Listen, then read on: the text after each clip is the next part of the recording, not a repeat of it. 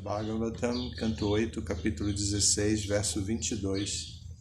Continuação do capítulo, o processo de adoração Payovrata. Shri Aditiruvacha Kenaham Vidina Brahma Upastasya Jagatpatim Yathame Satya Sankalpo Vidadhyat Samanuratham. Shri Aditi Uvacha, Shrimati Aditi começou a orar. Kena, pelos quais, Aham, eu, Vidhina, pelos princípios reguladores, Brahman, ó Brahmana, Upastasya, possa satisfazer, Jagatpatim, o Senhor do Universo Jagannatha, Yatha, pelos quais, meus, Satya Sankalpa, desejos realmente possam ser satisfeitos. Vidadhyat, possa satisfazer. Soha, ele, o Senhor Supremo. Manoratham, ambições ou desejos. A tradução é a seguinte. Shrimati Aditi disse: ó Brahmana, fala-me dos princípios reguladores pelos quais posso adorar o Supremo Mestre do mundo, para que o Senhor fique satisfeito comigo e satisfaça todos os meus desejos. Eu acho que eu li numa pontuação errada, não modifica o sentido, mas eu vou ler outra vez. Ó Brahmana, fala-me dos princípios reguladores pelos quais posso adorar o Supremo Mestre do mundo, para que o Senhor fique satisfeito comigo e satisfaça todos os meus desejos. Significado. Está dito, o homem propõe e Deus dispõe. Portanto, alguém pode desejar muitas coisas, porém, a menos que sejam satisfeitos pela Suprema Personalidade de Deus, esses desejos não podem ser concretizados. A satisfação dos desejos chama-se Satya Sankalpa. Aqui, o termo Satya Sankalpa é muito importante. Aditi deixou-se ficar à misericórdia de seu esposo, esperando suas orientações, pelas quais pudesse adorar a Suprema Personalidade de Deus, de modo que todos os seus desejos fossem satisfeitos. O discípulo deve primeiramente tomar a resolução de que quer adorar o Senhor Supremo, e depois o mestre espiritual lhe dará orientações corretas. Ninguém pode dar ordens ao mestre espiritual. Assim como um paciente não pode exigir que o médico lhe prescreva um certo tipo de remédio. É neste ponto que começa a adoração à Suprema Personalidade de Deus. Como se confirma no Bhagavad Gita 7.16. Chaturvidha bhajante mam jana sukriti norjuna arto jigasur artharti gyanicha bharatarshadha. Ou melhor, entre os Bharatas. 4 classes de pessoas piedosas prestam-me serviço devocional. O aflito, o desejoso de riquezas, o inquisitivo e o que busca conhecer o absoluto. Aditi era Arta, uma pessoa aflita. Ela estava muito abalada porque seus filhos, os semideuses, foram despojados de tudo. Assim, sob a orientação de seu esposo, Kashyapa Muni, ela queria refugiar-se na Suprema Personalidade de Deus. Então aqui é a continuação desse capítulo, que já está bastante avançado no diálogo. É um diálogo familiar entre marido e mulher, e o marido retorna para casa depois de um período fora, e a mulher, que é Aditi, ninguém menos que a mãe dos semideuses. E então ela, a princípio, recebe ele normalmente, mas ele percebe que existe alguma anormalidade na família, e ele questiona o que está acontecendo, e ela então revela que seus filhos foram todos expulsos, despejados de suas residências, e estão longe do ambiente do lar e por causa dos semideuses. Então ela aponta os semideuses como a causa da expulsão de seus filhos. Então, Kashyapa Muni explica a filosofia Sankhya, a filosofia da consciência de Krishna, a filosofia que define o que é material e o que é espiritual. E então, Srimati Aditi entende a situação de um modo geral e então ela reconhece o Supremo Mestre do mundo. E reconhecendo o Supremo Mestre do mundo, ela desenvolve o desejo de servir o Supremo Mestre do mundo. Porém, ela tinha uma particularidade. Ela guardava um desejo interno que estava de acordo com o seu dever prescrito, a sua função de mãe. Ela queria ver os seus filhos bem protegidos e colocados socialmente de uma maneira justa. Ela não queria ver os seus filhos injustamente vencidos pelos semideuses. Então ela guarda esse desejo e ela expressa. Hoje, no verso de hoje, ela está expressando isso. Ela diz, ó Brahmana, se referindo ao próprio esposo, que ela tinha como Siksha Guru, e ela diz, fala-me dos princípios reguladores pelos quais posso adorar o Supremo Mestre do mundo, para que o Senhor fique satisfeito comigo e satisfaça todos os meus desejos. Então ela tinha essa ponta de desejo, que era um desejo relacionado com o seu dever prescrito. Então não era um desejo fomentado por sua experiência de contemplação da natureza material. Não é uma atitude de interação com Maya, com a ilusão. É uma atitude de cumprimento do seu dever. Então ela diz isso.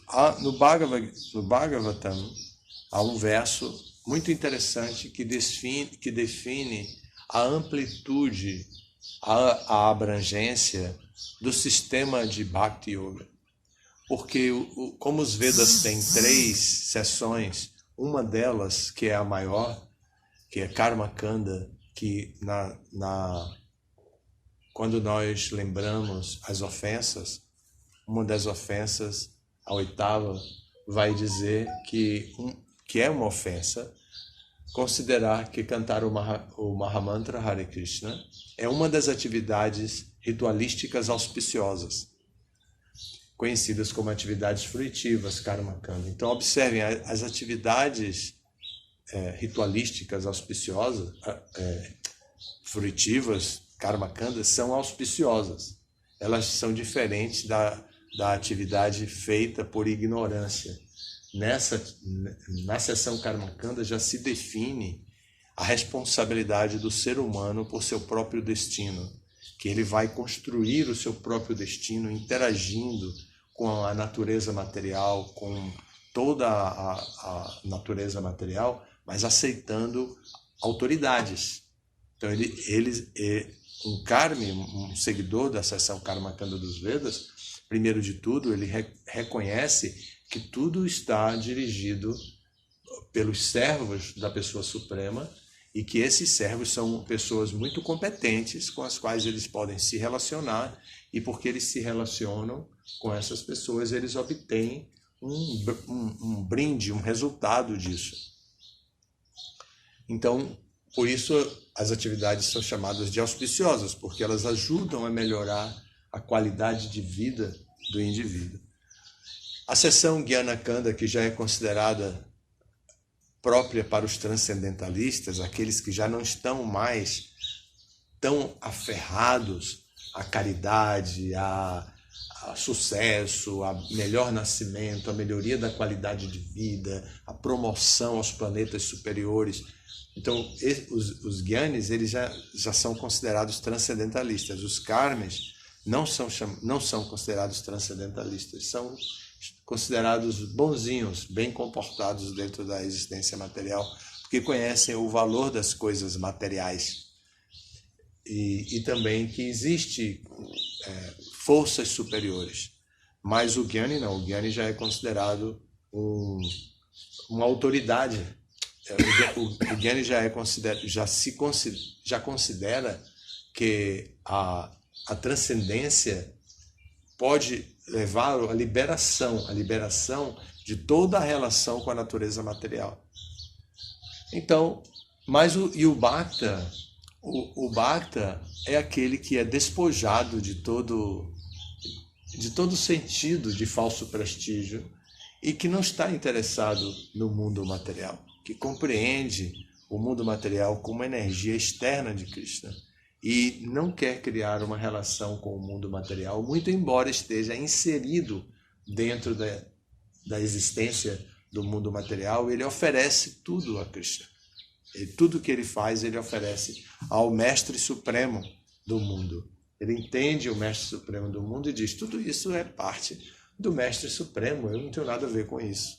Diferente dos outros, diferente do outro transcendentalista, que é o Gyani, diferente do materialista, que não é grosseiro demais, é o Karmi, e diferente do materialista extremamente grosseiro, que é o Vikarmi, que está antes de compreender a importância dos Vedas. Ainda assim, então, Bhakti parece que só existe Uttama Bhakti, que só existe Bhakti puro, que só existe aquele nível de Bhakti que a pessoa está completamente livre de tudo. Então, esse é um conceito que agora a gente precisa encarar, porque nessa conversa entre o Brahmana Kashyapa Muni e a sua esposa, que é mãe dos semideuses, ela definitivamente quer adorar o Senhor Supremo para satisfazer os desejos. Onde nós vamos encontrar uma referência de que a posição dela não é uma posição materialista completa e que há esperança para ela em adorar o Supremo, apesar dela ter desejo. O próprio Bhagavatam vai dizer, muito antes daqui, ele vai dizer Akama sarva kama va moksha kama udaradi tivrena bhakti yogena yajeta purusha param. Então, ele diz, o Bhagavatam vai dizer que existem muitos tipos de pessoas. Aquele que é o akami, aquele que não deseja nada, que é livre de desejos. É o Bhakta mesmo, o devoto. O akami. Existe aquele que é o sarvakami, que tem todo tipo de desejo, que é o karmi. Existe aquele que é o mokshakami, aquele que está interessado em se salvar, os salvacionistas, que são os gyanis. E todos eles podem praticar Bhakti Yoga. Bhakti Yoga não é exclusivamente para os purinhos que estão livres de desejos. Todos que têm desejos, que são livres de desejos, ou que têm desejo de liberação, podem se ocupar em Bhakti Yoga e podem adorar o Senhor Supremo. Ele só precisa ter uma coisa, que é o cultivo do discernimento, o Dharadi. Ele só precisa ter a inteligência com discernimento apropriado. Ele tem que saber o que ele está fazendo. Ele precisa saber o que ele está fazendo. Ele não pode ser um bandavoô que vai simplesmente agindo de acordo com as circunstâncias. Ele tem que ter o Dharadi. Ele tem que saber qual é o seu próprio posicionamento, qual o posicionamento do Senhor Supremo e tudo mais. Então, se ele tem o Dharadi, ele define, eu estou cheio de desejos, eu tenho desejos, eu não estou livre de desejos, mas eu entendo que existe um Senhor Supremo. Então eu devo adorar o Senhor Supremo e tem um processo, e é exatamente a posição de Aditi agora. Ela está dizendo, fala-me dos princípios reguladores, fala-me de Sadhana Bhakti, fala-me de Bhajana Kriya. Como é? O que é que eu devo fazer? E agora? Agora eu estou nessa. Eu estou aqui aflita já foi definido que ela está aflita. Eu estou aflita, eu tenho um incômodo e eu não vou me libertar desse incômodo facilmente.